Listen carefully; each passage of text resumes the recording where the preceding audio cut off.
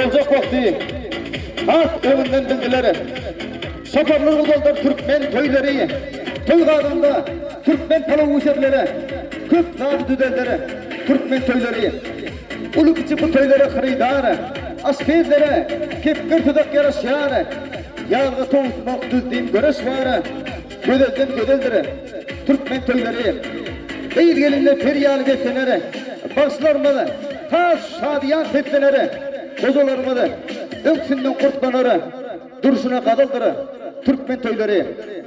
Asık makşuk, birbirine beklenere, kozularmadı, giyin oturdu derleşere, köy kazanına, yüzler, nümler mihan yerleşere, yaşı udalları, ömrümü udalları, Türkmen köyleri.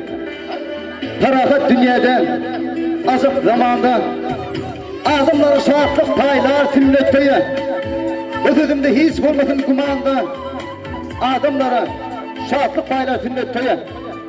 Köy iyisi bağırını tasağını dökörü, büyükmandan köyünden nakırlar çökörü, büyükmanlar şahatlanıp tat oynar dökörü, adımlara şahatlık paylar sünnet köyü.